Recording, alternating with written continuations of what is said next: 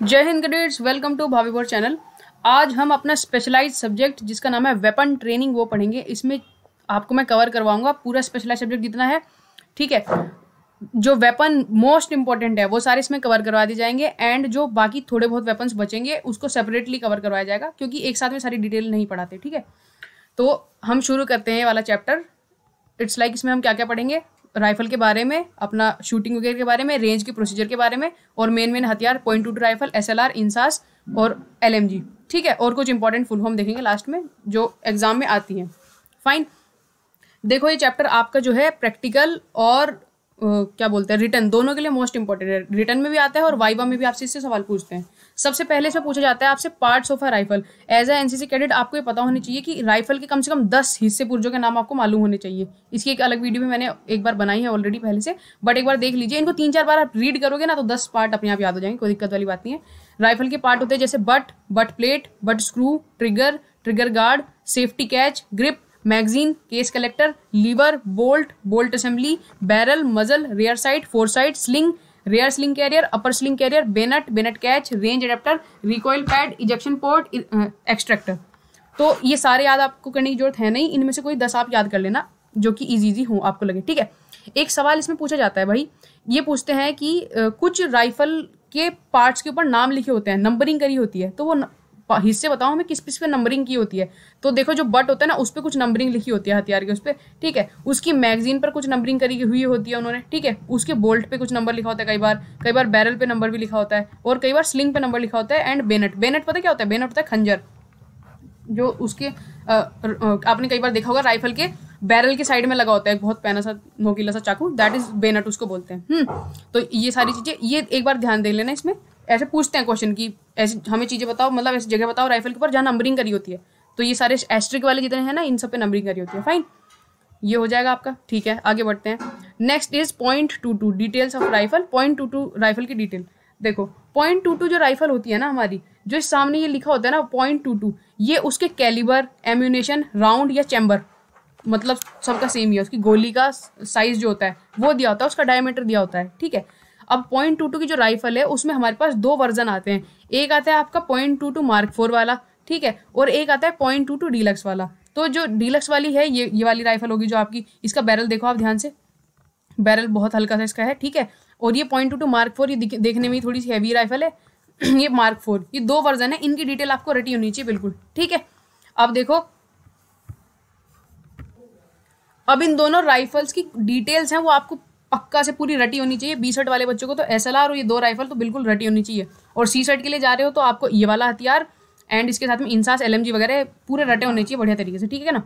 तो देखो इसकी लेंथ देखो होती है जो आपकी .22 Mark 4 वाली राइफल है, थोड़ी हैवी होगी तो 45 इंच, दूसरी की वो होती है 43 इंच। वेट अगर आपसे पूछे तो 3.93 kg, इसका 2.78 kg। अगर LBS में याद करना है तो इस वाली का होता है 8 LBS 10.5 ओज, इसका होता है 6 LBS 2 ओज, ठीक है। मैगजीन कैपेसिटी का मतलब है कितने राउंड उसकी मैगजीन के अंदर पर डाले जा सकते हैं। तो इसमें डल जाते हैं 10 राउंड एंड इसमें डल जाते हैं आपके 5 राउंड, ठीक है। मजल वेलोसिटी मतलब किस रफ्तार से गोली इसके अंदर से निकल के जाएगी, तो ये होता है 2700 पर सेकंड, और इसकी भी 2700 पर सेकंड। ग्रूव्स इन बैरल के अंदर पे कुछ कट होते हैं जिससे जो बुलेट होती है ना अंदर पे वो गूंजती है एक तो, रफ्तार पकड़ती है बैरल के अंदर से। तो इसमें 6 कट होते हैं अंदर की साइड में, इसमें भी 6 कट होते हैं, ठीक है। इफेक्टिव रेंज मतलब जहां तक उसका निशाना बिल्कुल नहीं चुकेगा, दोनों का होता है 25 यार्ड एंड 25 यार्ड। अगर आपको मीटर में याद करना है तो 23 मीटर एंड 23 मीटर। देखो एक वैल्यू याद रखना, कोई सी भी, दोनों याद करने के चक्कर में बहुत कंफ्यूजन हो जाता है। अगर यार्ड्स में याद रखनी है तो यार्ड्स में याद रखना, मीटर में याद रखनी है तो खाली मीटर में याद रखना, ठीक है। मैक्सिमम रेंज मतलब कहाँ तक गोली चली जाएगी इसकी मैक्सिमम, तो 1700 यार्ड तक मैक्सिमम इसकी गोली जा सकती है, मीटर्स में भी आप देख सकते हैं, ठीक है। अभी मैंने बताया कि पॉइंट अगर इसका कैलिबर और एम्यूनेशन का साइज पूछ ले तो दोनों का होता है .22, और ये जो ऊपर डबल डैश लगे होते हैं ना छोटे छोटे, इनको पढ़ते हैं इंच। .22 सॉरी इस वाले में पढ़ेंगे .22 mm, छोटे छोटे 2 mm, ठीक है। अब एक होता है रेट ऑफ फायर, मतलब इसे गोली चलाई तो किस रेट पे गोलियां निकलेंगी। तो नॉर्मल रेट ऑफ फायर में 5 राउंड्स पर मिनट फायर करेंगे दोनों हथियार, एंड रैपिड में करेंगे 10 से 15 राउंड पर मिनट। इसको याद करने के तरीके क्या है भाई, याद कैसे करेंगे इसको, आप जितनी बार रीड आउट करेंगे उतना ही याद होगा। जैसे सपोज करो कि अब इसका स्क्रीनशॉट लेके रख लो, या जैसे भी वीडियो को दोबारा रिपीट कर लेना 3-4 बार, जितनी बार रीड करोगे याद हो जाएंगे, ठीक है। मतलब यही तरीका है, अदरवाइज नहीं।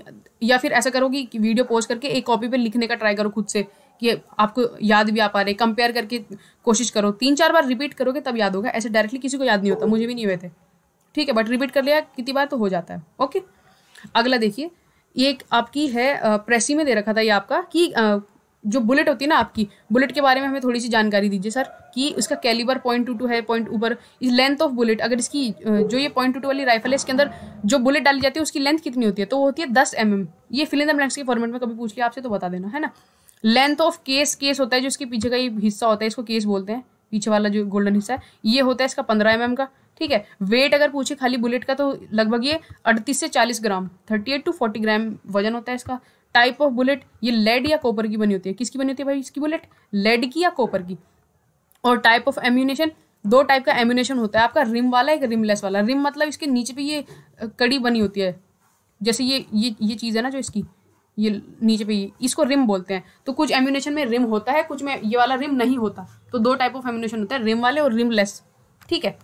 ये क्लियर हुआ, आगे बढ़े, ठीक है। इसके बाद आपका एक हथियार आता है 0.303, इसको पढ़ते हैं 0.303 बोर राइफल। तो 0.303 बोर राइफल, अगर देखो मैंने आपको SLR की डिटेल पढ़ा दी अभी, है ना, और उसके तुरंत बाद मैंने आपको 0.22 बोर राइफल की डिटेल पढ़ा दी, बहुत मैच खाती है, दोनों में कंफ्यूज हो जाओगे, याद नहीं हो पाएगी कोई सी भी। तो इट्स लाइक कि पहले ये वाली जितने मेन हथियार है उनको याद कर लेते हैं, अगर आपके पास समय बचता है, अगर आपके पास दिमाग एक्स्ट्रा लगाने का दिल है कहीं पे, तो फिर इस राइफल के बारे में पढ़ना, इसकी अलग से वीडियो बनेगी छोटी सी, ठीक है, तो 4-5 मिनट की, उसको देखना, ये याद करने के बाद, लेकिन ना इन्हें याद करने से पहले नहीं, ठीक है। नेक्स्ट हथियार आता है आपका बहुत इंपॉर्टेंट हथियार SLR। SLR की full form self loading rifle. इसकी SLR का पूरा नाम याद रखना भाई, 7.62 mm SLR। 7.62 mm क्या होगा, इसके कैलिबर या एम्यूनेशन का साइज, किसका कैलिबर या एम्यूनेशन, जो इसके अंदर गोली डलेगी उसके डायमीटर दे रखा है 7.62, ठीक है, इसको ध्यान रखेंगे आप। अगर आपसे पूछे कि बताइए इसकी लेंथ कितनी होती है SLR की, तो लेंथ होती है इसकी 45 इंच। कितनी होती है भाई 45 इंच। ये मैंने लिखा नहीं है क्योंकि ये आपको याद ही करना पड़ेगा, देखो 3-4 बार आप चीज़ें रिपीट करोगे तो आपको चीज़ें याद हो जाएंगी, ठीक है। इसकी लेंथ कितनी होती है 45 इंच। अगर पूछे कि इसकी बैरल की लेंथ कितनी होती है, खाली अगर इसकी बैरल की लेंथ पूछ ली जाए कि इतनी ये लेंथ कितनी होती है बैरल की, तो बैरल की लेंथ होती है 21 इंच। कितनी 21 इंच, 21 इंच बैरल की लेंथ होती है। अगर आपसे पूछा कि ये बताइए हमें इसकी वेट कितना होता है, तो लगभग 4.5 किलो, 4.4 kg। कितना 4.4 kg, कितना 4.4 kg, ठीक है। अगर आपसे पूछा जाए इसकी मजल वेलोसिटी मजल वेलोसिटी मतलब क्या हुआ कि कितनी रफ्तार से इसके अंदर से गोली निकल के जाएगी, तो हो जाएगा 2700 पर सेकेंड, जो ऊपर आया था सेम वही 2700 पर सेकेंड, ठीक है। एक अगर आपसे पूछा इसकी ग्रूव्स इन बैरल, तो वो होते हैं 6, हर राइफल में 6 ही होते हैं, कट अंदर की साइड में, है ना। अगर आपसे पूछा मैगजीन कैपेसिटी, ये मैगजीन होती है राइफल की, इसमें कितनी गोलियां पड़ जाती हैं, तो आप बोलेंगे सर SLR की में पड़ जाते हैं 20 राउंड। कितनी गोली लगती है 20। अगर आपसे पूछा rate of fire, normal rate of fire होता है 20 राउंड पर minute, rapid rate of fire होता है 60 राउंड पर मिनट, 3 गुना इसका, 60 राउंड्स पर मिनट। याद हुआ कि नहीं। अगर पूछे इफेक्टिव रेंज, इफेक्टिव रेंज होती है इसकी 275 मीटर, ऊपर वाले की 25 थी, इसमें बीच में 7 और डाल दिया इन्होंने, 275 मीटर, 275 मीटर इसकी होती है इफेक्टिव रेंज। उम्मीद करता हूँ याद हो गई होंगी चीज़ें, 2-3 बार रिपीट करेंगे याद हो जाएंगी पक्का, प्रॉमिस रिपीट कर लेना याद हो जाएंगी, ठीक है। इतना क्लियर, आगे बढ़े। ये राइफल भी हो गई क्लियर बिल्कुल हमारे। Stripping and assembling of rifle, क्या होता है ये stripping and assembling of rifle भाई, देखो स्ट्रिप करना होता है राइफल के हिस्से पुर्जे खोलना। असेंबल करना मतलब हुआ कि राइफल के हिस्से पुर्जे जो खुल गए हैं उनको वापस से जोड़ना, ठीक है। तो स्ट्रिपिंग करने का मतलब होता है हथियार को खोलना, असेंबल करने का मतलब होता है हथियार को जोड़ना, ठीक है। तो ये आपसे प्रैक्टिकल में करवाएंगे, जब B या C सर्ट के प्रैक्टिकल में जाओगे तो आपके सामने हथियार रखा होगा 0.22 वाला मार्क 4 या डीलक्स, और उसको खोलने के लिए बोलेंगे। तो भाई ये एक बार देख लो आप, इसको खोलने का ऑर्डर क्या होता है, ओपन वाला ऑर्डर। सबसे पहले बेनट निकाला जाता है, जो कि हमें किसी राइफल पे नहीं दिया जाता, खंजर होता है बेनट, वो निकालते हैं। उसके बाद स्लिंग निकालते हैं उसका, जो कि फिर से हमें स्लिंग भी किसी भी राइफल, ये जो इसकी रस्सी है ना, ये नीचे जो लटक रखी है, ये इसको स्लिंग बोलते हैं, जिससे आप ऐसे राइफल अपने कंधे पे टांग लोगे, है ना, दिस इज स्लिंग, क्लियर। तो ये स्लिंग भी हमें नहीं मिलता उस राइफल के अंदर। फिर आता है बोल्ट। बोल्ट क्या होता है, देखो जो लड्डू से लगा होता है ना यहाँ पे, इसको बोल्ट बोलते हैं। ये तो खाली SLR है, बाकी 0.22 वाली में होता है यहाँ पे, देखो अगर आप बहुत ध्यान से देखो तो ये जो छोटा सा है, या फिर इस वाले नीचे देखो, इसका नीचे हो रखा बोल्ट, दिखा, दिस इज द बोल्ट, ये होता है। तो ये बोल्ट खोलना होता है हमें। उसके बाद हमें उसका केस कलेक्टर खोलना होता है। क्या करेंगे, सबसे पहले बोल्ट खोलेंगे, फिर सेकंड नंबर पे केस कलेक्टर खोलेंगे। केस कलेक्टर क्या होता है, ये कुछ राइफल में इसको मैगजीन बोलते हैं और कुछ में केस कलेक्टर। देखो इसके नीचे पे जो ये छोटा सा है, देखो जो मैंने ब्लू करा, इसको बोलते हैं केस कलेक्टर। ये ओपन करना होता है, इसमें केस कलेक्टर होता ही नहीं। ठीक है, क्लियर। तो सबसे पहले क्या खोलोगे, बोल्ट ओपन करेंगे, फिर केस कलेक्टर ओपन करेंगे। बोल्ट ओपन करके उसकी बोल्ट का जो हेड होता है उसको बिल्कुल टाइट रखना है, हाँ अपने, है ना। उसका हेड अगर टाइट नहीं होगा तो वापस इंसर्ट नहीं होगा। अच्छा, अगर ये तो हमने खोल दिया, सबसे पहले क्या खोला, बोल्ट, फिर खोला केस कलेक्टर। अब असेंबल करने के नंबर पे इसका उल्टा करते हैं, मतलब कि जो चीज़ सबसे लास्ट में खोली है वो सबसे पहले जोड़ी जाती है, जो लास्ट में खुलती है सबसे पहले। अब क्या करेंगे, असेंबल के नंबर पे सबसे पहले केस कलेक्टर जोड़ेंगे, केस कलेक्टर लगा दिया, उसके बाद बोल्ट इंसर्ट कर दिया, उसके अंदर राइफल जुड़ गई। बस इतना सा करना होता है। आपने अगर ये एक बार प्रैक्टिकल में करा होगा तो आपको आता होगा, नो डाउट, बट एक बार रिकॉल करवाने के हिसाब से मैंने बता दिया। ठीक है ना, आगे बढ़े। कुछ नोट करने वाली चीज़ें, देखो ये fill in the blanks format में बहुत पूछी जाती हैं बार बार से, तो मैंने इसमें इंक्लूड कर दी है। देखो, while opening the rifle the safety catch should be in S position. Rifle खोलते वक्त सेफ्टी कैच की पोजीशन एस होनी चाहिए, और जब राइफल को असेंबल कर रहे होते हैं, जोड़ते वक्त सेफ्टी कैच की पोजीशन होनी चाहिए आर। ये फिलअप्स में पूछा जाता है, इसको आप ध्यान रखेंगे। ठीक है, अगला पॉइंट है साइट सेटिंग। साइट सेटिंग क्या होता है, साइट होती है आपकी नज़र। ठीक है, साइट सेट करने के लिए थंब स्प्रिंग को प्रेस करो और साइट को आगे सेट करो। इसमें आपको ये ध्यान रखना है, मजल की तरफ ले जाने से साइट रेंज बढ़ती है। अगर राइफल है ना, राइफल का ये वाला जो हिस्सा होता है इसको मजल बोलते हैं। अगर आप ये यहाँ से साइड सेटिंग करी जाती है, यहाँ पे रेंज अडेप्टर होता है, उसके हिसाब से साइड सेटिंग होती है। अगर आप इसको मजल की तरफ लेके जाते हो ना, आगे की साइड में, तो साइड सेटिंग इंक्रीज होती है। ये आपसे पूछेंगे, ट्रू फॉल्स में आता है ये बहुत बार। मजल की तरफ ले जाने से साइड सेटिंग इंक्रीज होती है, डिक्रीज, इंक्रीज होती है, बढ़ती है, इंक्रीज होती है। ठीक है, तो ये साइड सेटिंग बेसिकली क्या होता है, जैसे आप टारगेट की तरफ निशाना लगा रहे होते हैं ना, तो you cut tip, four side tip और सीधा नजर जारी होती है टारगेट पे, दैट इज साइट। उसको सेट करते हैं राइफल में। अगर वो साइड सेट नहीं होगी, राइफल से कहीं और देख रहे होंगे, टारगेट के अलावा कहीं और नजर पड़ेगी और निशाना चुकेगा। ठीक है, तो उसको सेट किया जाता है, दैट इज साइड सेटिंग। ठीक है, अगला most important question is the सफाई के लिए जो आइटम रिक्वायर्ड होता है राइफल की, क्या क्या होता है भाई, फ्लेनल विद ऑयल, चिंदी ऑयल और चिंदी with oil, wire gauze, pull through, ये सारी चीज़ें जो हैं वो राइफल की क्लीनिंग के लिए यूज होती हैं, क्लीन करने के लिए। इसमें आपको याद रखना है, चिंदी का साइज 4:1.5 इंच होता है ऑयल के साथ, और 4x1 होता है सॉरी 4, देखो थोड़ा सा कंफ्यूजन हो गया मुझे, 4 ये वाला है 4x1.5 इंच होता है नॉर्मल चिंदी का, ये वाला नॉर्मल चिंदी का होता है, और ये विद ऑयल के साथ छोटा होता है, विद ऑयल लिख लो, और विद ऑयल के साथ ये होता है।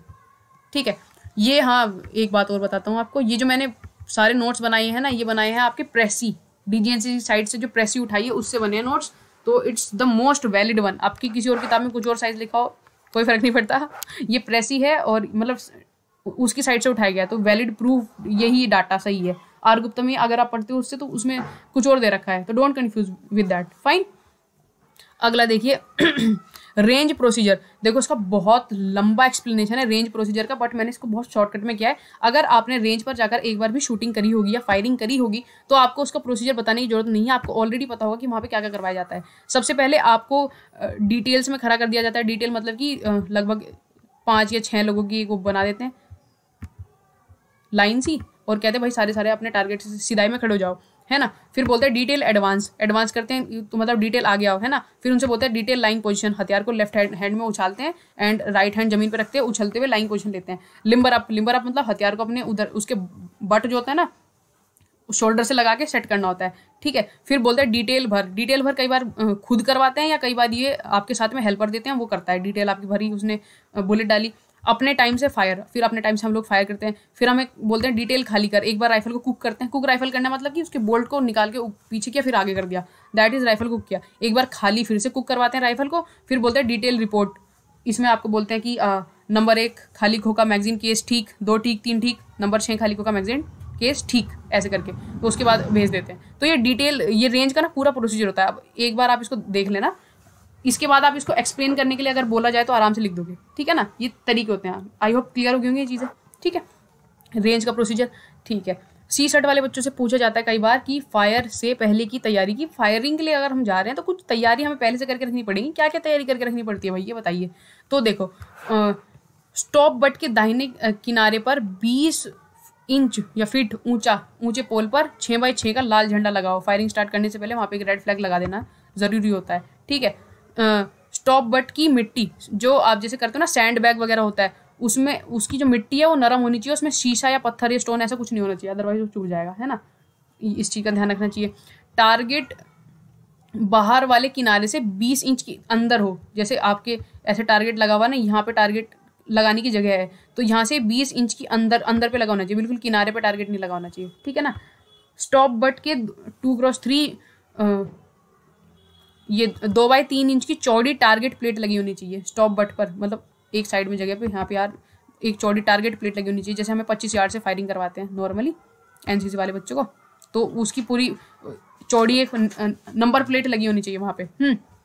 मार्कर गैलरी के बाएं तरफ 12 इंच के पोल पे 4x4 का लाल झंडा लगा होना चाहिए। ये मार्कर गैलरी स्टार्टिंग में होता है शूटिंग रेंज के, तो वहाँ पे भी एक रेड फ्लैग लगा होना चाहिए, जिससे इंडिकेशन हो जाए कि यहाँ पे फायरिंग चल रही है, डेंजर है, जाना नहीं है। एरिया साफ हो, उसकी क्लीनिंग होनी चाहिए। एम्यूनेशन आपके पास पूरा पक्का साफ होना चाहिए, ठीक है। आर्मर होना चाहिए, नर्सिंग असिस्टेंट होना चाहिए आपके साथ में, है ना। संतरी नफरी और जगह रेंज शूटिंग ऑर्डर के मुताबिक लाल कोट में हो, वहाँ पर एक संतरी होना चाहिए जो कि रेड कोट में होना चाहिए, जो पूरा ध्यान रखे ना हथियार वगैरह का, एक लाल कोट में संतरी अवेलेबल होना चाहिए। तो ये कुछ तैयारियां हैं जो आपको करनी पड़ती हैं शूटिंग करने से पहले, ठीक है। ये आपको fill in the blanks, true false ऐसे फॉर्मेट में पूछे जा सकते हैं। बस एक बार इनको मतलब ध्यान से देख लेना, बाकी कोई जरूरत नहीं है रटने की, ठीक है ना। आगे बढ़े। देखो, रेंज पर फायरर को 2 ग्रुप में बांटा जाता है। कौन कौन से 2 ग्रुप में बांटते हैं? एक बांटते हैं फायरिंग ग्रुप में और एक बांटते हैं ट्रेनिंग ग्रुप में। पहले तो उनकी ट्रेनिंग करवा देंगे कि अच्छा ठीक है, ऐसे ना विदाउट बुलेट वगैरह, और उसके पहले एक बार ट्रेनिंग करवाते हैं, ऐसी रफ खाली ट्रेनिंग करवा दी, उसके बाद उसको फायरिंग ग्रुप में डालते हैं, फिर उससे फायरिंग करवाते हैं कि अच्छा आप फायरिंग कर लो, ठीक है। अब फायरिंग की यहाँ पे कुछ और पॉइंट्स हैं, ये वाले और देखिए आप ध्यान से। Types of theory of group, इसमें पूछते हैं ग्रुप और उसकी एमपीआई। एमपीआई का फुल फॉर्म क्या होता है भाई? Mean point of impact. इसका मतलब क्या हुआ? The central point of the area covered by a fired bullets. मतलब कि ऐसे देखो, जैसे कि सपोज करो कि मेरा टारगेट है एंड यहाँ पे है ये बुल, इनर, मैगपाई और ये होता है आउटर। आई होप आपने टारगेट देखा होगा एक बार, अगर आपने फायरिंग करी है तो टारगेट आपने देखा होगा, है ना। तो एमपीआई का क्या मतलब हुआ? सपोज करो मेरे को 5 राउंड फायर करने के लिए दे दिए सर ने, और मैंने 5 राउंड कर दिए फायर, और उसके बाद में ये 5 राउंड मैंने ऐसे फायर कर दिए, 3 4 5। तो देखो भाई, ये 5 राउंड जो फायर हो चुके हैं ना, इनके बीच का जो ये एरिया कवर्ड कर रखा है इन्होंने, ये सेंट्रल एरिया, इसको बोलते हैं मीन पॉइंट ऑफ इम्पैक्ट। सबसे ज्यादा इम्पैक्ट इसी जगह पे हुआ ना, सारे राउंड यहीं फायर कर दिए, तो इसको बोलते हैं mean point of impact. Clear. अगला है ग्रुपिंग कैपेसिटी। ग्रुपिंग कैपेसिटी क्या होता है? The diameter of the circle containing all 5 shots of fireman be man up to best of his abilities known as his grouping capacity. मतलब क्या हुआ इसका, देखो आप ध्यान से। सपोज करो कि कोई भी इंसान को फायरिंग करने के लिए भेजा, अब ऐसा तो नहीं करेगा कि वो 5 की 5 गोली इसी के अंदर से निकाल देगा, मैगपाई बुल के अंदर से, है ना। कुछ होगा कि कोई मतलब पैटर्न बनेगा करके, कोई भी एक पैटर्न बनने वाला है, जो भी उसने बुलेट फायर करी, ये कोई पैटर्न बना 5 राउंड का। अब सपोज करो कि इसका वो कर लेते हैं, डायमीटर ले लेते हैं हम इसका ना, सर्कल बना करके ऐसी इमेजिनरी और डायमीटर ले लेते हैं। तो ये किसी इंसान ने ऐसे फायर करा, और किसी इंसान के डायमीटर जो सर्कल थे वो इसी के अंदर बैठ गए सारे।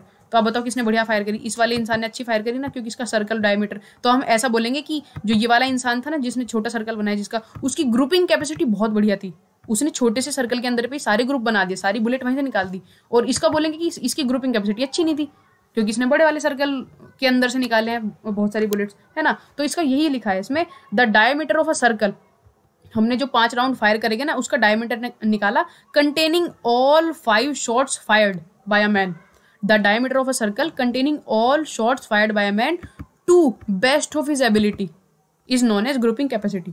उसने अपनी एबिलिटी के अकॉर्डिंग जितना बेस्ट फायर किया, उस सर्कल का डायमीटर निकाल लेंगे, उसकी वो ग्रुपिंग कैपेसिटी होती है। क्लियर हो गया इतना? आई होप हो गया होगा। आगे बढ़ते हैं, काफ़ी ज़्यादा एक्सप्लेन हो गया तो चलिए नेक्स्ट क्वेश्चन देखते हैं अपना। 4 type of firing position. Firing की 4 पोजीशन होती है आपकी, कौन कौन सी? लाइंग, लेटने वाली, स्टैंडिंग, खड़े होकर के, नीलिंग, दिस इज आप एक अपना जो राइट हैंड का घुटना होता है ना, उसको झुका करके, और सिटिंग ये माउंटेन्स पे ली जाती है। सिटिंग पोजीशन इज लाइक कि आप सपोज करो कि आप यहाँ पे हो एंड एनिमी आपका यहाँ से नीचे से आ रहा है, तो यहाँ पर आप सिटिंग पोजीशन लेकर के उसे मारने वाले हो, ठीक है। तो ये माउंटेनियस रीजन में यूज होती है, ठीक है। अगला है आपका फायरिंग के 3 उसूल। मजबूत पकड़, क्या होते हैं भाई फायरिंग के 3 उसूल? मजबूत पकड़, सही एमिंग, दुरुस्त ट्रिगर ऑपरेशन। कौन कौन से हैं? मजबूत पकड़, सही एमिंग, दुरुस्त ट्रिगर ऑपरेशन, ये आपके 3 उसूल है। अच्छा इंग्लिश में देख लो ये सेम चीज लिखी है। 3 basic needs of a good shooting are, 3 basic need good shooting की। पहला होता है comfortable position with a firm hold, मतलब वही मजबूत पकड़, कंफर्टेबल पोजीशन हो और बढ़िया से होल्ड किया हथियार को, ठीक है। सेकंड है सही एमिंग, मतलब कि करेक्ट एमिंग, सही एमिंग, एम ले बंदा पूरा करेक्ट से, ठीक है। तीसरा है दुरुस्त ट्रिगर ऑपरेशन। दुरुस्त ट्रिगर ऑपरेशन का मतलब होता है aim should not disturbed while pressing the trigger, trigger press करते हुए एम जो है वो डिस्टर्ब नहीं होना चाहिए, ठीक है ना। आई होप ये क्लियर है, आगे बढ़े। अगला है रूल्स ऑफ एमिंग। अब ये तो है ट्रिगर ऑपरेशन, देखो कंफ्यूज नहीं होना, फायरिंग के उसूल बताए मैंने, फायरिंग के 3 उसूल कौन कौन से हैं वो बता दिया आपको। 3 basic needs for a good shooting.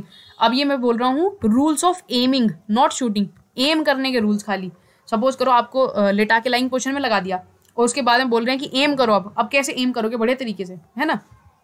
सबसे पहला focus the I at the centre of the target, अपनी आंख को पूरा सेंटर ऑफ द टारगेट पे वहां फोकस करेंगे। होल्ड द राइफल प्रॉपर्ली, हथियार को मजबूती से पकड़ेंगे। Close the left I and focus on the four site. Four site समझ आता है आपको? जैसे आपकी हथियार होता है ना ये, तो यहाँ पे फोर साइट होता है, फिर यहाँ पे यू कट टिप होती है, उसके बाद में यहाँ से आपका बट वगैरह लगा होता है एंड इस साइड में ट्रिगर होता है यहाँ पे ये। तो दिस इज आपकी four site and this is आपका रियर साइट। तो फिर क्या करें, अपनी लेफ्ट आई क्लोज करी और फोर साइड से देखा, यहाँ से कट लेकर के टारगेट जो है उसको देखना होता है ना। And see the four side from back side you tip, यहाँ पे होती है बैक साइड यू टिप। आपकी जो आंख है ना वो कैसे देखती है, इतनी हॉरिबल आंख सॉरी यार, देख लेना यार, ठीक है। तो जो आपकी आंख है ना वो यू कट टिप से फिर फोर साइड से लेकर के टारगेट पे जानी चाहिए, बिल्कुल स्ट्रेट। इसको बोलते हैं लाइन ऑफ साइट, बिल्कुल सीधी। यू कट टिप से गई, फोर साइड से गई और सीधा टारगेट पे। तो ये एम कर लिया आपने एकदम से, आप एकदम गोली चलाओगे तो टारगेट पे लगेगी जाके। This is rules of aiming. I hope ये क्लियर हुआ, रूल्स ऑफ एमिंग क्लियर हो गए नहीं? आगे बढ़े। देखो कुछ क्वेश्चन पूछते हैं, फिलअप फॉर्मेट में पूछते हैं। शॉर्ट रेंज फायरिंग, जो हमें फायरिंग करवाई जाती है ना एनसीसी कैडेट को, वो कितने यार्ड से करवाई जाती है? That is from 25 yards. कितना? 25 यार्ड से करवाया जाता है। एक पूछते हैं कि ये बताओ जो 25 यार्ड से हमें टारगेट कितने का मिलता है? 1x1 इंच का। कितना? 1x1, इतने का हमें टारगेट मिलता है। हमारी पोजीशन कौन सी होती है? लाइंग पोजीशन में हमें करवाया जाता है। कितने राउंड देते हैं फायर करने के लिए? 5 राउंड हमें मिलते हैं फायर करने के लिए। जो पूछते हैं कि कितने कितने पॉइंट होते हैं, अगर आपकी बुलिया इनर में लगी तो 3 पॉइंट, मैं ये अकॉर्डिंग टू प्रेसी बता रहा हूँ, ठीक है ना। अगर मैगपाई में लगती है 2 पॉइंट, अगर उससे भी बाहर लगती है तो 1 पॉइंट। मैक्सिमम कितने पॉइंट मिल सकते हैं? एचपी मतलब हुआ हाईएस्ट पॉइंट कितने मिल सकते हैं किसी फायरर को शूटिंग रेंज पे 5 राउंड फायर करके? दैट इज 15, मतलब तीनों की तीनों बुलिया इनर में लग गई और 3 5 या 15, 5 राउंड बुल में, तो 15 पॉइंट मैक्सिमम मिल सकते हैं। क्लियर। अगला है एलिवेशन। एलिवेशन क्या होता है? देखो हमें तो ये 25 यार्ड से इन्होंने फायरिंग करवा दी। अब बड़े आर्मी में फौजी में क्या करवाते हैं, वो 200 यार्ड 300 यार्ड 400 500 इतनी दूरी से फायरिंग करवाते हैं, है ना। तो इतनी दूर से फायरिंग करने पे क्या होता है, 25 यार्ड तो बहुत कम होता है, उसमें तो कोई सवाल नहीं। जो जैसे सपोज करो मैंने गोली चलाई तो ग्रेविटी के कारण थोड़ी सी नीचे गिरती है, ग्रेविटी के कारण हल्की हल्की सी नीचे गिरेगी, इतना ज़्यादा भी नहीं, बहुत हल्की सी, ठीक है, क्योंकि स्पीड बहुत ज़्यादा होती है उसकी, ठीक है ना। तो क्या करते हैं कि जो आपके बैरल है ना राइफल का, उसको हम पहले से ही थोड़ा सा लिफ्ट कर लेते हैं, उठा लेते हैं। जैसे मैंने बोला सामने देखो, तो आप सामने देखा, अभी आपने क्या किया, अपनी आंखों को एलिवेट किया, उठाया थोड़ा सा, ठीक है। तो कितना कितना उठाना होता है? जैसे 200 यार्ड से अगर कोई फायरिंग कर रहा है तो उसको 6 इंच का एलिवेशन करना पड़ेगा अपनी बैरल का। 300 यार्ड से 12 इंच का एलिवेशन देना पड़ता है, क्योंकि गोली गिरती है जाते हुए, ठीक है ना। 400 यार्ड से 18 इंच का एलिवेशन देना पड़ेगा और 500 यार्ड से 24 इंच का एलिवेशन देना पड़ता है। इसको फिल इन द ब्लैंक्स में मैंने देखा था, एक पेपर में पूछा हुआ था सीसर्ट के कि 200 यार्ड से कितने इंच का एलिवेशन देना होता है, दैट इज ऑफ 6 इंच का, ठीक है। तो इसको ध्यान रख लेना एक बार, बहुत इंपॉर्टेंट नहीं है बट ठीक है, मैं पूरा कवर करवा रहा हूँ तो एक तरह से सारे ही कवर करते हैं फिर अच्छे से, कुछ नहीं छोड़ते। अगला है आपका infantry battalion and it's weapons. Infantry battalion, infantry क्या होती है? इन्फेंट्री होती है पैदल टुकड़ी। इसका काम होता है बैक साइड में हैवी फायर सपोर्ट देना। जब युद्ध का समय होता है, वॉर टाइम में बैक साइड से हैवी फायर सपोर्ट देना काम किसका होता है? इन्फेंट्री और आर्टिलरी वगैरह का। ये सब बहुत जबरदस्त, मतलब स्टार्टिंग फ्रंट पे लड़ाई करते हैं, पैदल टुकड़ी को बोलते हैं इन्फेंट्री, ठीक है। एक क्वेश्चन वो आपसे पूछते हैं कि हमें बताइए इन्फेंट्री के कुछ हथियार बता दीजिए अच्छे अच्छे से जो इन्फेंट्री यूज करती है। तो इन्फेंट्री के पास में होते हैं आपके 81 mm mortar, anti tank guided missile, 7.6 mm Dragunov sniper rifle, 7.62 mm medium machine gun, 30 mm grenade launcher, anti material rifles, 30 mm automatic grenade launcher, 84 mm rocket launcher. इसमें से 4-5 को याद रख लेना जो आपको याद रह जाए। इसमें .22 राइफल कोई नहीं लिखेगा। .22 राइफल केवल एनसीसी कैडेट्स को दी जाती है अपनी राइफल जो फायरिंग है उसका सुधार करने के लिए, वो आर्मी वाले यूज नहीं करते, ठीक है ना। ये वाली होते हैं सारी की सारी। इनमें से 4-5 आपको ध्यान रखनी है। Fine. The strength of infantry battalion. Infantry battalion के अंदर कितने लोग होते हैं भाई? 20 ऑफिसर होते हैं, 42 JCOs होते हैं और 794 अदर रैंक के लोग होते हैं। इतने सारे लोगों को मिला करके ना एक इन्फेंट्री बटालियन बनती है। Clear? No need to remember, but ठीक है, आर्मी का शौक है तो कुछ चीज़ें याद रखो। अगला है आपका the capabilities of infantry battalion. Capability मतलब वो काम क्या होता है इनका, कैपेबिलिटी क्षमता क्या है इनकी, है ना, इन्फेंट्री बटालियन की। देखो सबसे पहले तो ये सेल्फ रिलायंट होते हैं। सेल्फ रिलायंट का मतलब है कि इनके पास अपने खुद के हथियार होते हैं, तो ये अपने आप ही जाके सीधा मुंह तोड़ के लड़ाई करते हैं बढ़िया तरीके से सामने वाले का, ठीक है ना। तो सेल्फ रिलायंट हो गए। एबिलिटी टू होल्ड ग्राउंड, इनका काम होता है कि ग्राउंड को साफ करके होल्ड करने का, ग्राउंड कैप्चर करने की जिम्मेदारी इनकी होती है, ठीक है। एडेप्टेबिलिटी, ये किसी भी जगह पर ढल सकते हैं आराम से, इन्हें किसी भी टेरेन में फाइट कराओ, दे आर मतलब ready to fight in every terrain. बहुत बड़े से ट्रेनिंग होती है इनकी, ठीक है। मोबिलिटी मतलब ये लोग एक जगह से दूसरी जगह भी आराम से मूव कर सकते हैं, इनके पास अपने खुद की गाड़ी वाड़ी हथियार वगैरह सब मौजूद होते हैं। वनरेबिलिटी मतलब कि they are very dangerous, vulnerable, threat दुश्मन के लिए, ठीक है ना। तो ये सारी कैपेबिलिटी है किसकी? इन्फेंट्री बटालियंस की। अगर आपसे पूछे बता पाओगे आप, ठीक है ना। अगला है आपका 5.56 mm इंसास राइफल। देखो ये इंसास राइफल जो होती है ना, ये इन्फेंट्री वाले का हैंडी राइफल होता है। हैंडी मतलब कि अगर आप इसमें क्या बोलते हैं, इन्फेंट्री बटालियन में अगर आप जाते हो ना, तो ये वाला हथियार तो आपको मिलेगा ही मिलेगा। कौन सा? इंसास वाला। तो इसके बारे में आपको डिटेल पता होनी चाहिए। एंड CSAT वाले जो बच्चे हैं प्लीज रट लेना इसको बहुत इंपॉर्टेंट है, ठीक है ना। तो इंसास की फुल फॉर्म देखो पहले क्या होता है। इंसास की फुल फॉर्म होती है इंडियन स्मॉल आर्म सिस्टम। क्या होती है? Indian small arm system. इसको मैन्युफैक्चर कहाँ पे किया जाता है इस वाले हथियार को? Indian ordnance factory board. कहाँ पे? इंडियन ऑर्डिनेंस फैक्ट्री बोर्ड में इसको मैन्युफैक्चर किया जाता है। अब इसकी डिटेल से कुछ ध्यान से देखना, 2-3 बार देखोगे याद होंगी, पक्का याद होंगी। लेकिन एक ही बार में अगर आप सोचो कि एक ही बार में सब कुछ याद कर लूँ, कभी नहीं होने वाला। हथियारों का चैप्टर है, आपको 3-4 बार रिपीट करना पड़ेगा, उसके बाद याद होगा, ठीक है ना। देखो कैलिबर का मतलब क्या हुआ? उसके अंदर जो गोली डलती है उसका साइज क्या होता है? उसका साइज वही होता है जो राइफल के सामने लिखा होता है, दैट इज 5.56 mm। कितना? 5.56 mm। बोलो बैठ करके ताकि याद हो। अब पूछा कि length of rifle with bayonet. Bayonet यहाँ पे लगा होता है इस जगह पे, बड़ा सा हमने चाकू लगा दिया इस पे राइफल पे, ठीक है ना। अब ये बैनेट लग गया तो इसकी हाइट कितनी होगी, लंबाई इसकी? तो इसकी सॉरी ये है विदाउट बैनेट। अगर ये चाकू नहीं लगा तब इसकी हाइट कितनी है? चाकू नहीं लगा तो हाइट है इसकी 960 मीटर। कितनी? 960 mm। कितनी? 960 mm, ठीक है। अगर इसका बैनेट लग गया विद बैनेट खंजर के साथ में हाइट, तो बहुत नोकीली सी हाइट हो जाएगी, दैट इज 1110। कितनी? 1110 mm। बहुत नोकीली सी, 3 1 आगे और 0 ऐसा वाला, ऐसे याद रखना। लेंथ ऑफ बैरल, खाली इसके जो बैरल है ये होता है बैरल, इसकी अगर आपसे पूछ लें लेंथ कितनी है तो 464 mm। कितनी है? 464 mm। बताओ नॉर्मल अगर आप आपसे पूछ लिया बिना खंजर के इसकी हाइट कितनी है? 960 मीटर। खंजर के साथ में पैनी सी थी 1110 mm। अगर पूछा खाली बैरल की बताओ तो 464 mm। कितनी? 464 mm। कितनी? 464 mm, ठीक है। ऐसे 3-4 बार रिपीट करोगे तभी याद होती है चीज़ें। अगर आपसे पूछा कि इसका वजन बता दीजिए सर, नॉर्मल सा इसका वेट होता है जी 3.6 kg, लगभग 3.5 किलो के आसपास की राइफल है। कितनी? 3.6 kg। इसकी मैगजीन का वेट बता दीजिए, जो इसके अंदर मैगजीन डाली जाती है उसका वेट होता है 90 ग्राम। कितना? 90 ग्राम। अगर मैंने क्या किया, राइफल ली और उसमें मैगजीन जोड़ दिया तो वेट कितना हो जाएगा? राइफल का वेट कितना था? 3.6। एक सेकेंड रुक जाओ यार,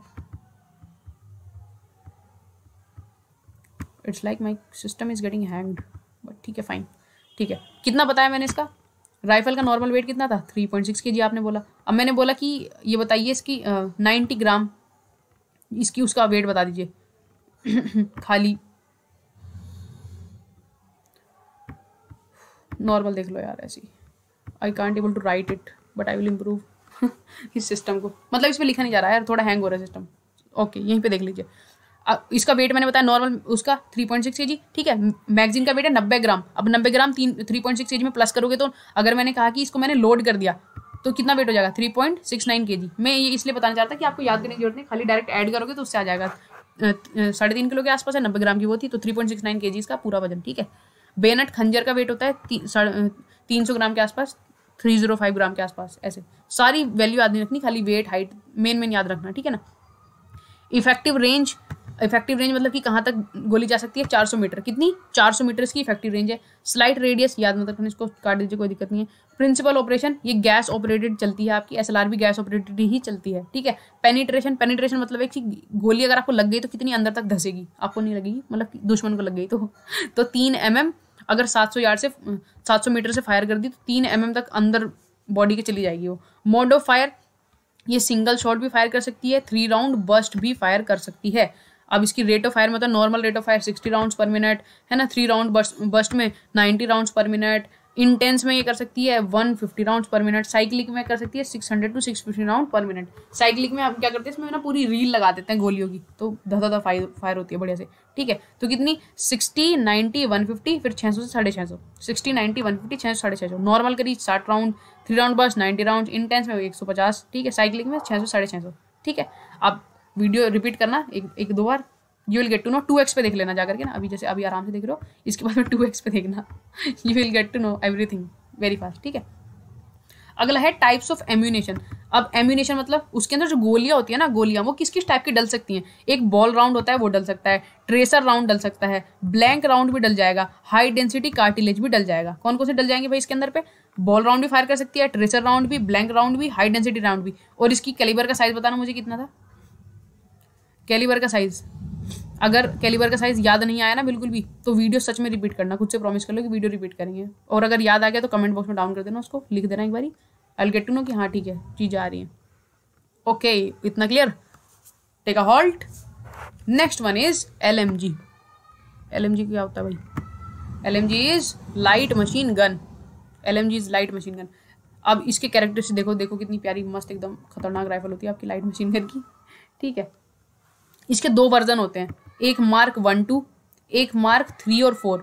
जो Mark 1-2 होता है उसका जो गोली होती है ना उसका साइज होता है 303 और इसका होता है 7.62 mm जो 3-4 वाली होती है। मतलब ये थोड़े वर्जन होते हैं, थोड़ा चेंज करते रहते हैं हथियार को, ताकि वो और अच्छा बेहतरीन तरीके से फायर करते रहे, है ना। इंप्रूवमेंट करते रहते हैं, इंप्रूवमेंट करा थोड़ा हथियार में, फिर उसका नेक्स्ट वर्जन बोल देते हैं कि ये नया लेटेस्ट वर्जन आ गया, अपडेट कर दिया जैसे ना उसको, बस ऐसे। ठीक है। अगर आपसे पूछा कि लाइट मशीन गन जो होती है उसका हमें वजन बता दो, तो वो होता है Mark 1-2 नॉर्मल वाली का 23 पाउंड और Mark 3-4 वाली का होता है 19 पाउंड। देखो वजन 23 पाउंड से 19 पाउंड हो गया, कम हो गया। इसका मतलब कि अपडेट करी होगी ना उसको, वजन कहीं से घटाया होगा उसमें थोड़ा है ना। ठीक है कि नहीं? तो ये हुआ आपका 23 पाउंड 19 पाउंड, कितना 23 पाउंड 19 पाउंड। ठीक है। वेट ऑफ एम्प्टी बैरल, इसका खाली जो बैरल है ना, खाली बैरल, उसका वेट बता दीजिए कितना होता है। इट इज 6.5 पाउंड या इसका 4.5 पाउंड। देखो फिर से ये 6.5 पाउंड से कितना इस वाले नए वाले वर्जन में कितना हो गया 4.5 पाउंड कम हुआ, है ना। इसका मतलब है कि हथियार को हल्का बनाया गया और करा गया हल्का किसी तरीके से, तो अपडेट कर दिया। इसका मतलब क्लियर हो रही है चीज़ें। तो 6.5 से 4.5 मतलब 2 यूनिट और उसका 2 पाउंड और वेट कम कर दिया किसका, बैरल का, है ना। वेट ऑफ एम्प्टी मैगजीन, अगर इसकी खाली मैगजीन ले ली, इसमें तो अभी रील लगी हुई है पूरी बुलेट्स की, बट इसकी अगर मैगजीन ली तो उसका वेट हो जाएगा 17 आउंस। आउंस बोलते हैं ड्रॉप्स को, बूंदे, 17 आउंस। ठीक है। वेट ऑफ फुल मैगजीन, अगर गोलियां भर रखी हैं उस बुलेट मैगजीन के अंदर पे, तो अब उसका वेट हो जाएगा 2.75 kg। कितना 2.75 kg। मैगजीन कैपेसिटी कितनी है इसकी, मैगजीन कैपेसिटी कितनी गोली डल सकती है इसमें 30 राउंड। कितने राउंड 30 राउंड। SLR में कितने राउंड डल रहे थे भाई, SLR के राउंड बताओ, 20 राउंड डलते थे SLR के अंदर पे, है ना। ऐसे कंपेयर करके आप करोगे ना तो जल्दी याद होता है। Number of rounds to be filled, कितने फील्ड किए जाते हैं 28। अच्छा 20, अभी मैं आपने बोला कि 30 डल सकते हैं, 28 फील्ड किए जाते हैं, ऐसा क्यों? देखो सेफ्टी पर्पस के लिए, ताकि मतलब कोई ब्लास्ट वगैरह ना हो जाए, राइफल के अंदर पे ही कुछ प्रॉब्लम ना हो जाए, फायर करने में उसको दिक्कत ना हो, इसलिए होना सेफर साइड थोड़े से 2 राउंड कम डाले जाते हैं। ठीक है। तो 28 राउंड डलते हैं, फाइन। अगला है रेंज ऑन ड्यूटी। इसकी रेंज कितनी होती है भाई? रेंज होती है 500 यार्ड। 500 यार्ड की दूरी तक ये फायर करके मार सकती है दुश्मन को। ठीक है। मजल वेलोसिटी कितनी 2700 फीट पर सेकंड। 2700 एक ऊपर डैश मारना और लिखना पर सेकंड। अभी तक जितनी पड़ी है सबकी इतनी थी 2700 पर सेकंड। ठीक है ना। टाइप ऑफ फायर, ये सिंगल शॉट फायर कर सकती है और ऑटोमेटिक शॉट भी फायर कर सकती है, ठीक है। स्लो रेट ऑफ फायर होता है इसका 28 राउंड पर मिनट, और रैपिड रेट ऑफ फायर होता है इसका 28 का 3 गुना कर लेना 84 राउंड्स पर मिनट, ठीक है ना, क्लियर। अच्छा, जो इसका ये लगा हुआ है इसको क्या बोलते हैं, इसके स्टैंड जो लगा है इसको बोलते हैं बाइपोड। अगर इसकी 2 टांगे हैं तो बाइपोड, और अगर इसकी 3 टांगे हो गई तो उसको बोलते हैं tripod. Bipod stand, tripod stand, इसी के, क्लियर। एक दो बार आप रिपीट करेंगे, फिर से मैं बोल रहा हूँ, रिपीट करेंगे चीज़ें याद हो जाएंगी। फाइन, क्लियर है इतना, आगे बढ़े। अगला है cleaning items required for rifle. अभी थोड़ी देर पहले बताया था कि राइफल को क्लीन करने के लिए कौन कौन सी चीज़ों की जरूरत पड़ती है, तो ये आपको ध्यान रखना होगा। ऑयल बॉटल विद ऑयल, ठीक है। ब्रश चाहिए होगा क्लीनिंग बोर राइफल के लिए। पुल थ्रू चाहिए होता है, वायर गोज चाहिए होता है, रोड क्लीनिंग, एक लोहे की रोड चाहिए होती है बैरल को क्लीन करने के लिए। टूल्स चाहिए होते हैं जो रेयर और फोर साइड को एडजस्ट करें, उसकी साइट होती है ना, उसको एडजस्ट किया जाता है ताकि निशाना सही लगे, है ना। टूल रिमूविंग रिपेयर केस भी होता है उसका। चिंदी यूज़ करी जाती है विद ऑयल विदाउट ऑयल, उसकी डिटेल भी बताई थी ऊपर पर, याद हो अगर। 4x1.5 इंच नॉर्मल वाला, 4x1 इंच विद ऑयल के साथ में, ठीक है। अगला है आपका parts of rifle to be oiled. देखो ये कई बार पेपर में पूछ देते हैं, सी सेट वालों से, बच्चों से पूछते हैं कि आप ये बताइए कि हमें कि राइफल के कौन कौन से हिस्सों में ऑयलिंग करी जाती है और कौन कौन से हिस्सों में ऑयलिंग नहीं करी जाती, ये क्लियर करो, ठीक है ना। तो देखो ध्यान से, ऑयलिंग करी जाती है complete breach box less it's faces, उसका जो पूरा ब्रेच बॉक्स होता है उसमें ऑयलिंग करी जाती है। उसकी पूरे मैगजीन कैच में ऑयलिंग की जाती है।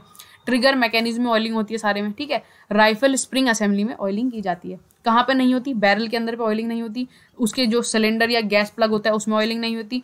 पिस्टन एक्सटेंशन असेंबली के अंदर पे ऑयलिंग नहीं की जाती, और मैगजीन प्लेटफॉर्म साइड पर ऑयलिंग नहीं की जाती, ठीक है, क्लियर। आगे बढ़े।